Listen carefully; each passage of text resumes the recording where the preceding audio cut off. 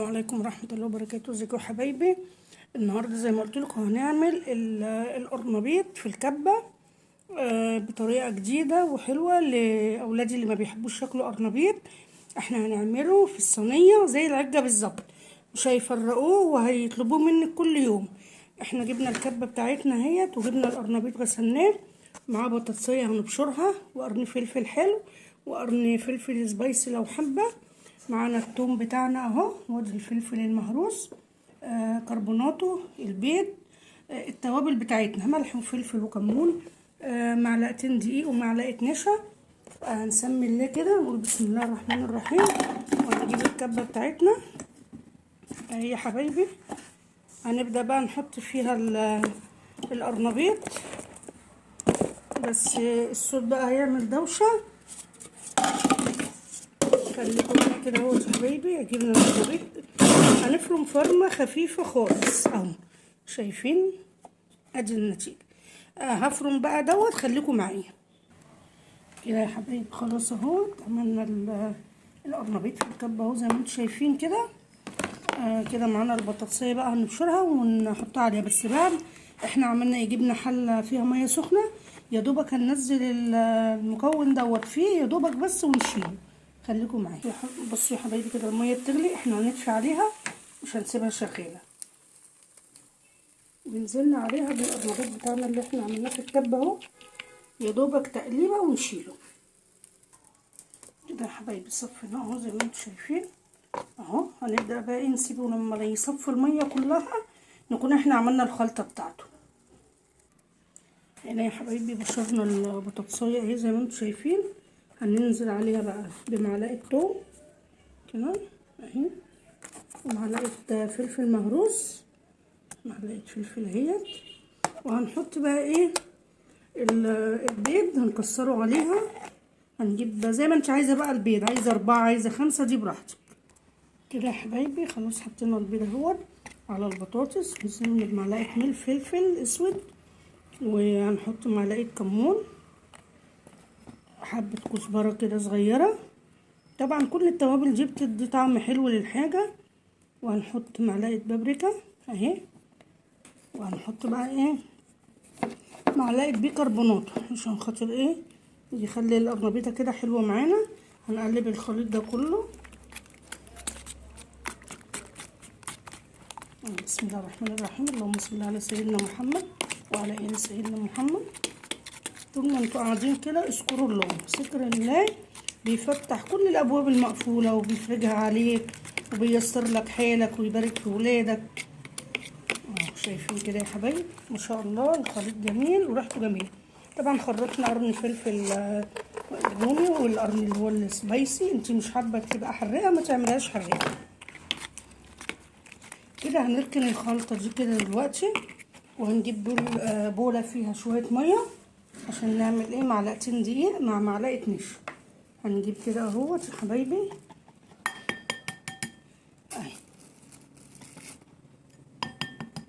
معلقتين دقيق ومعلقه نشا، وهنقلب كل المكونات دي ببعضها وندلقها على بعض كده يا حبايبي. خلاص دوبنا الدقيق على النشا، هننزل على المكونات دي كلها كده وهنقلب. ريحتها والله يا بنات جميله جدا واكله موفره، وولادك اللي ما بيحبوش القرنبيط هيحبوه لما تعمليه بالطريقه ديت وهياكلوه ويقولوا كل يوم اعملوه لنا. وينفع على فكره تحطيه في اللانش بوكس في المدرسه وهو رايح المدرسه، لان هو بيبقى طالع زي البيتزا. حلو قوي ما شاء الله. جربوه بالطريقه دي وقولوا لي رايكم ايه. وما تنسوش اللايك والشير يا بنات، لان اللايك بيرفع من الفيديوهات ويخلي اكبر مجموعه تشوفها.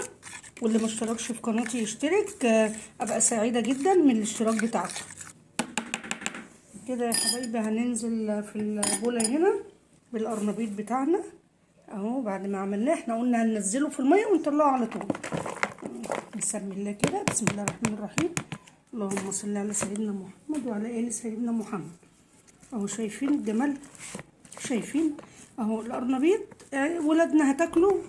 في فايده غذائيه طبعا انتوا عارفين، وبالذات على فكره المرضى السكر القرنبيط والكرنب حلوه قوي. هننزل بقى كده يا حبايبي عليها اهي، وهنسيب شويه نحطهم فوق الصينيه على الوش. هنقلبها كلها كده في بعضها اهي. طبعا احنا هنحطها في الصينيه اللي هتدخل الفرن. حابه تعمليها من فوق براحتك اعمليها. ساعه التقديم بس عشان بتبقى سخنه، بيفضل تتاكل سخنه، بتبقى جميله جدا. كده هي جاهزه معانا. لغايه بس ما نيجي ناكل هنروح عاملين. طبعا البطاطس زي ما قلت لكم بشرنا بطاطسايه، بنزود القيمه الغذائيه بتاعتها. شايفين شكلها قبل ما تستوي تحفه. خليكم معايا بقى لما احطها في الصينيه واوريكم. هنا يا حبايبي خلاص اهو قلبناها كويس. هنضيف بقى ايه الخضره، غسلناها بس مش كتير بقى، يعني ما تحطيش ايه خضره كتير.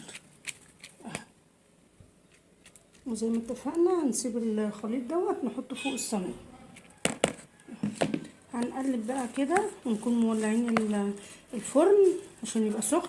حابه تعمليها على العين من فوق اعمليها، بتنفع، بس تحطيها في طاسه ما بتلزقش، طاسه تيفال سيراميك كده. ادي الخليط اهو بتاعنا.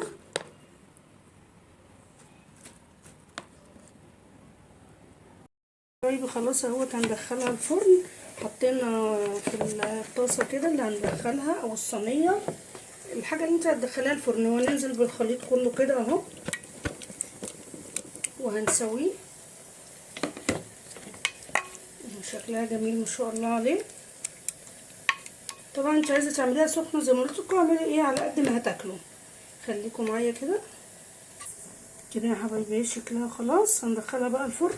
طبعا احنا مولعين الفرن علشان يبقى سخن على طول. خليكم معايا بقى لما اطلعها واوريها لكم.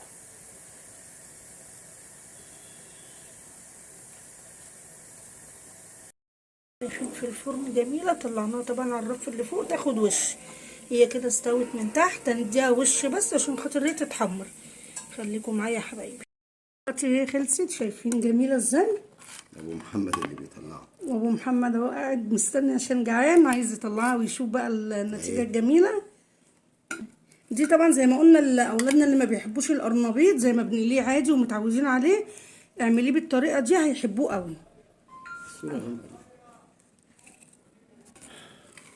ايه رايكم؟ شايفين جميله ازاي؟ شايفين جميله ما شاء الله عليها. وابو محمد هيدوقها دلوقتي ويقول لكم ايه رايك. كل يوم بدوقك الاكل عشان تقول لي رايك ايه. انت بسم الله الرحمن الرحيم. هتقول لي بقى الطريقه الجديده دي الحلوه عشان خاطر حبايبنا يعملوها ويجربوها. هو قرنبيط ده؟ امال ايه؟ دي بسبوسه. لا بجد قرنبيط والله. صينيه قرنبيط عشان خاطر اللي ما بيحبش القرنبيط زي ما بسبوسه. بنعمله. طب انا لسه جاي من الشغل وما غسلتش ايدي. يا نهار ابيض. وبعدين بس طعم البسبوسه حلو قوي. لا ما حلوه دي من شاريها من بره بسبوسه دي. شايفين شكلها جميل ازاي وتحفه وطعمها حلو قوي. فعشان كده هو بيقول ان هي حلوه وجميله. ادي يا حبايبي شكلها جميل وحلوه ما شاء الله. قدمنا بقى معاها اللفت اللي انا عاملاه والليمون. طبعا انتوا شفتوه في الفيديو اهو غسلت ايديا اهو. ابو محمد طبعا اول ما جه وشافها فما استناش يغسل ايده، قعد وكل وبعد كده قام مكمل اهو. ايه حلوه جميله ما شاء الله. صدق ما غسلت ايديا الطعم حلو اكتر.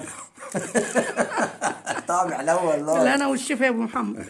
جربوها بقى وقولوا لي ايه رايكم في الطريقه الجديده ديت. حلوه طبعا. هي انا مليها شطه علشان هو بيحب الشطه، لكن انتوا ما تحطوش عشان الاطفال، لكن هي حلوه قوي وهيحبوها بالطريقه دي وهياكلوا القرنبيط. اللي ما اشتركش في القناه يا حبايبي يشترك وتفعلوا الجرس عشان يظهر له كل جديد. بحبكم في الله والسلام عليكم ورحمه الله وبركاته.